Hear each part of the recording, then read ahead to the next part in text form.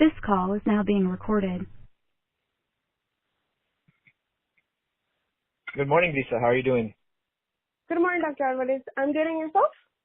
Good. I'm doing well. I'm doing well. Thank you. It's a beautiful day over here in San Antonio. How about in El Paso? So far I think it's good. I think it's a little bit windy. The wind. Yeah, it's a little cool this morning, surprisingly. But all in all, we're doing pretty good. We're pretty good. So That's yeah, I good. just wanted to ask before we get going. I know you have some questions for me, but what level are you at in your schooling right now? I'm a senior in high school. Okay. All right. Very Mm-hmm. good. Very good. So you'll be attending school in San Antonio next term? No, actually I'm going to go to UTEP here, which is Okay. UT at El Paso, and then I'm going to do my 4 years of biochemistry, and then I'll be Okay. going to pre-dental school in San Antonio. Very good, very good. So you already got your plan laid out. That's great. That's great. Yes.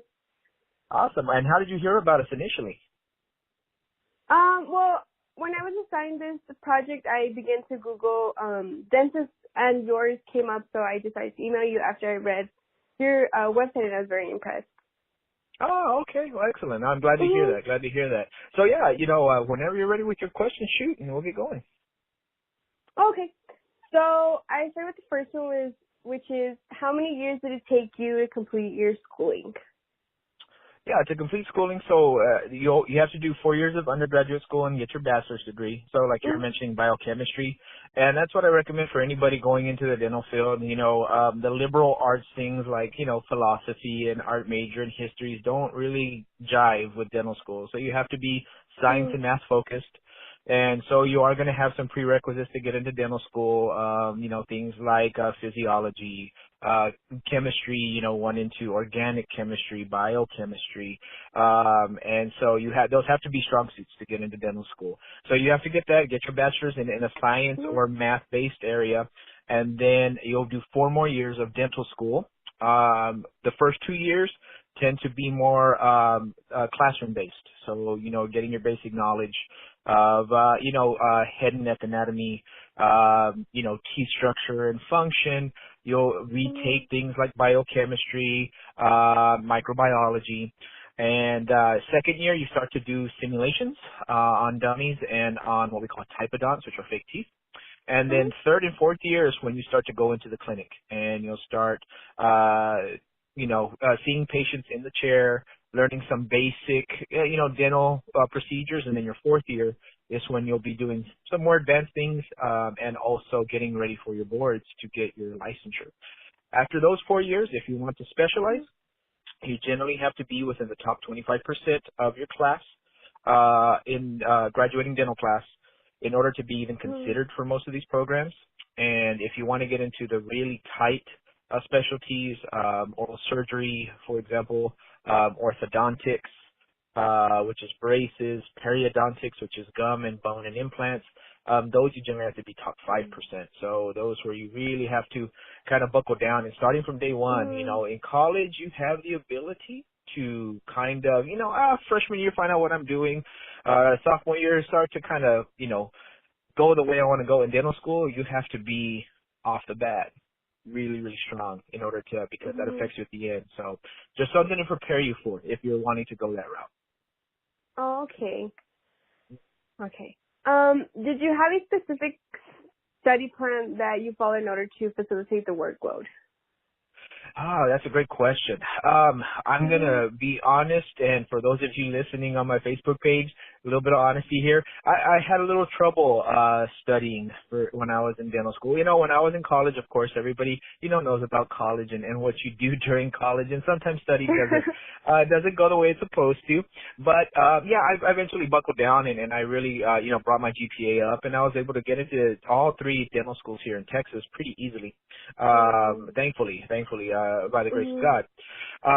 And then I got married right before I went into dental school, and my beautiful wife, Naomi, we were, starting a new life together. And so, study textbooks or spend time with my new wife, it was pretty easy choice for me. And so I didn't study as much as I should have. But when it really came down to the second year, I had pretty good grade average, and I was kind of middle of my class.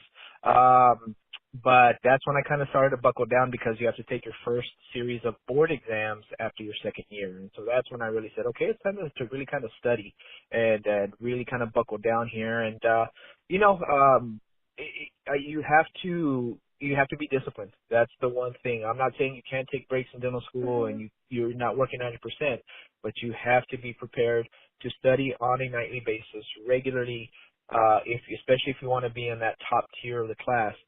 You got to be prepared and you got to be disciplined. And that's an advice I have for anybody who wants to do any kind of specialty school, regardless if it's dental school, medical school, law, doesn't matter. Got to be disciplined. Gotta be disciplined. All right. What usually occurs on a typical day in your consulting room? I'm sorry, my what? Your consulting room?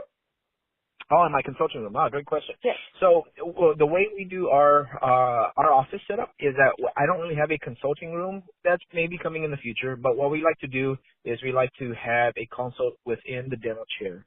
And the reason I like to do that is because in my particular office, I have a screen that I put right in front of my patients, and I show them their X-rays, and I show them their for what we call perio charting, which is a measurement of gum health. I show them photos, and I kind of give them an idea of what can be. Sometimes we'll even show educational videos, and I have that in each of my chairs. And so it's very easy for me to just do it right then and there. Here's the consult. Here's my proposed plan. Here's how we're going to go forward, and here's how I'm going to help you out, how we're going to help you out of the office do so. So our initial appointment, especially for those patients who have been at the office, know our initial appointment takes about an hour and a half because we check everything. We take a full series of X-rays and photos, and we show the patients everything because there is no better patient than an informed patient. It's our kind of philosophy. And once they understand the need to go forward, then it's no longer a need, it's a want. I want this done because I want the best for my health. And that's where the consult is extremely important. And so that's my job, to let the patients know this is why we need to go forward with this. And then my team members come in afterwards and say, okay, this is how we're going to help you. And that's where they discuss things like finances and options and stuff to make sure that everybody gets what, not just what they need, but also other ones like lighting and things like that. We can make that happen. And it's all done in that same appointment.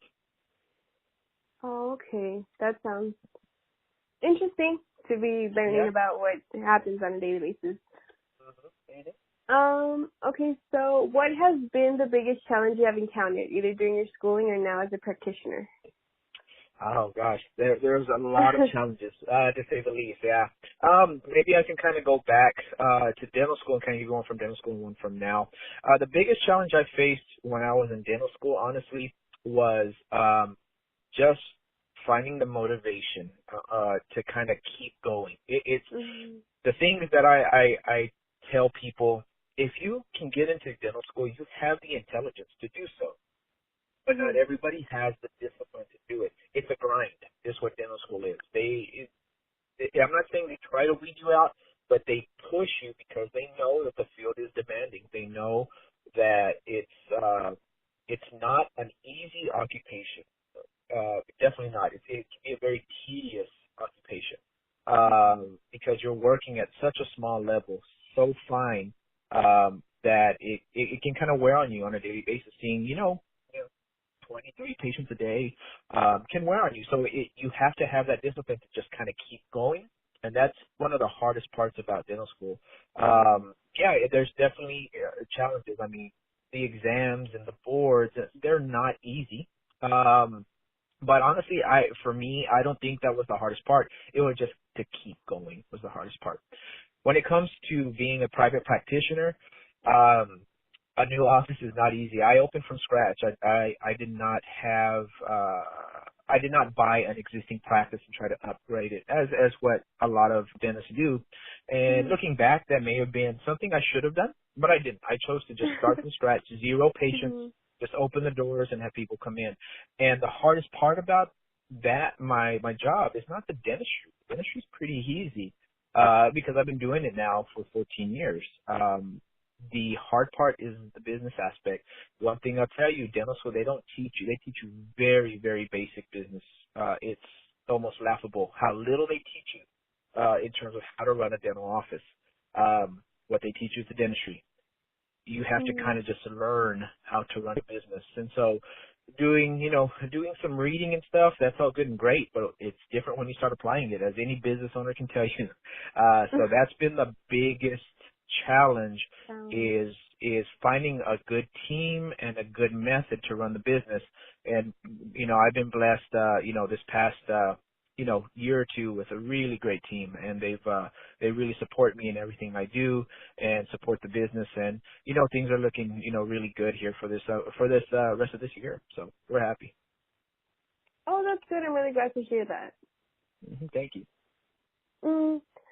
Do you have any advice that may help me in the future? Gosh, where do I start?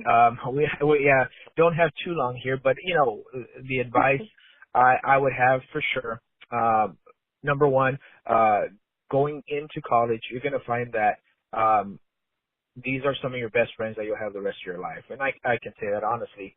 I'm still friends with some of my friends from high school, but we kind of went our separate ways. But the ones in college, I'm still friends with to this day. We try to get together at least once a year, and they're the ones that if I have some questions, I can call them. So form good relationships, and I'm extremely blessed to have such a loving and supporting wife. And I know you're a little young to be thinking about that, but what I'm really trying to say is just you have a core of people who will support you through thick and thin, because when you're going to be having your hard times in college and in dental school, you're going to want to, sometimes you just need to talk to somebody, and that's where you're having those really tight knit group of people is going to be key, whether it's family or friends. And I've been blessed to have great family and friends. I'm a Christian, and so for me, God is extremely important, and to keep my Christian faith up at the front in my life through thick and thin. Again, it's just such a lot to lean on for me. And so that, again, my piece of advice for you would be to keep God close to you. And don't lose faith, don't lose hope, because there's going to be times when you're like, oh man, I just don't know how I can go forward with this anymore. I just don't know. And the thing is that you have to don't set goals. It's easy to set goals 4 years away, but don't do that. Don't let that be your only goal. Have your goal be 20 feet in front of you, and walk those 20 feet to get to that goal, and then set another one, and then set another one. And if you do that, if you're taking things in bite-sized chunks, I think you're going to be just fine. And so, don't be discouraged that in your senior year in college, you're like, you know what? I don't know if dental school's right for me. That's cool. That's fine. What you've been preparing for is just to go on with life, right? So if you find, you know what, I'm kind of really liking optometry, or I'm liking medical. Okay, then go for it. You may find that you love research, and so you may want to go into a research field and maybe eventually get your PhD, Everything, you have so many options, and I kind of envy you at this point, because you have so many options available ahead of you, and, take advantage of them. One of the things I will say, I did have some options, some possibilities to do certain things like programs that were basically free that I could have done. I didn't do them for various reasons. I won't get into it. But if you have an opportunity to come out, it's like, look, come join us for the summer and, get a few credit hours and do ABCD and advance in your field, do it. You'll meet some people there that the people who do those kinds of programs are usually just so giving and so knowledgeable about the field. They're doing that for a reason, because they have a passion for it. Do those programs. That's huge. That's something I missed out on. Again, my choice. But if I could have done it again, I would have probably done it. Okay. I will definitely look into that. And why do you believe that this profession will still be essential in the future, with the technology and everything growing? Yeah, excellent. That's a great question. There are so many medical advances happening. And one of the things that I will say is that dentistry is not immune to that change. Just even from when I started dental school, things have changed so much, and technology has helped us so much. The one thing I will say is that the medical field will always be necessary, right? Always. Mhm. We may, who knows what the future is for things like, well, here I am at Discount Tire. We may have flying cars in the future. We may not need tires. Who knows, right? But the one thing Mhm. people will always need a healer. Always. Now, we might have things like robots in the future helping us do that, but there will always be a person there to, if nothing else, have a human touch. Because I know for me, Mhm. I wouldn't want to go into a hospital where I don't see a human. And the medical field is experiencing that. They have what they call remote doctors, who are basically robots coming into patient rooms, and they're talking to a doctor on a screen. It's not the same. Mhm. There's a disconnect. But as a healer, you have to have that human touch. And so that's why I think we're going to be essential. It doesn't matter what. A toothache is always going to be there. It doesn't matter how Mhm. advanced we get in, things like vaccines and toothpaste and whatever else. You can always crack a tooth, right? Somebody's going to need to take Mhm. care of that. So we're going to be essential. From what I can say, it may be pompous of me to say, but until the end of time, we're going to be necessary. People are going to need healers, and dental is right alongside that. Mhm. I agree with that. Okay. Now that you're a dentist, is it anything like you had imagined? Oh yeah, absolutely. I mean, it's been a great career so far. Mhm. If I'm kind of looking at it, I'm coming close to probably my halfway point. Would I have done some things different? Absolutely. But it's been fantastic. It's allowed me a lifestyle that I enjoy. For example, it's a Monday and I'm able to, take the time off so I can, run errands and do things for my Mhm. family and spend time with my kids and my wife. And that's something that, if I was doing a regular 8 to 5 in another career, I wouldn't be able to do today. Mhm. But Yeah. it's been great. Anything you do in life, you're going to have your hiccups here and there. And of course I've had Mhm. mine. But I wouldn't change what I'm doing. Sometimes I look at other fields and I'm like, but they always say the grass is greener on the other side, right? Yes. So, I have friends who are MDs, and they tell me how they envy me, and what I'm doing. I'm over Mhm. here envying them, so, it's a wonderful field. I get to see, I get to help people who are in just, extreme pain, and the next day they're fine.